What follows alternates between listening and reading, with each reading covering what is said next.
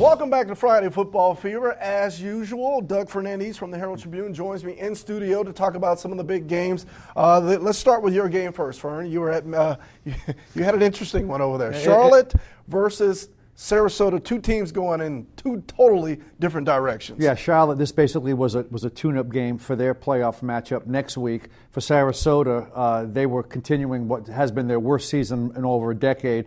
Sarasota lost 53-21, but the big thing about this was that Sarasota lost 4 fumbles its first 4 possessions of the game.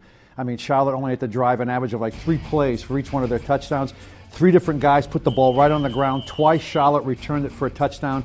It was basically 27-0 by the end of the first quarter, and there was a running clock by the fourth quarter. So Charlotte moves on. They host Cape Coral Ida Baker next week, while Sarasota, this is its worst season since Mike Hobby went 0-10 back in 1990, I believe. Well, you look at a game like this too, Fern, giving a team like Charlotte, they're in the playoffs, last game of the season, the last thing they want to have happen is someone get injured.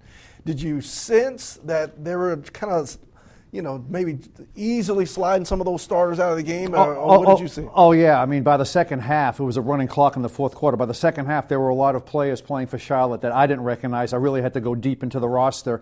Bellamy, the leading rusher, gained 137 yards. But Binky Waldrop was able to use his entire team, and no one got hurt. And he said he feels great heading into the first round of the playoffs next week. Yeah, and Binky also mentioned, too, in the post-game sound that it's all about getting out to a fast start, and they definitely got off to a fast start. Well, if we could, we talked about the playoffs happening next week, first round regional quarterfinals. We've got 8 teams locally that'll be going to the playoffs. Here we go right here. St. Pete's at Venice, Manatee at Gibbs, Ida Baker at Charlotte, Lakewood Ranch at Cape Coral. Fern, there's something interesting about those first 4 games there too, huh? Yeah, and 5A, 4A, and even we go to the 3A graphic. If the local teams win their first games, they'll both be facing each other in the second round. You'll have Manatee facing Venice. You'd have Cape Coral, Charlotte facing Lakewood Ranch, and then you'd have Braden River facing Southeast if they all win their opening round games. And you remember earlier this year, Manatee played Venice. Venice really throttled them, so the Hurricanes are looking for maybe rematch and revenge if they face them again. Yeah, and that's something interesting, too, because if you rewind time, when Venice had that undefeated season last year in the regular season, they ran through Charlotte. They kind of just annihilated them on regional TV. And in the playoffs, when it counted the most, Charlotte comes up to Venice. They got revenge. So we could very well have something similar to that play out should they win their first round games.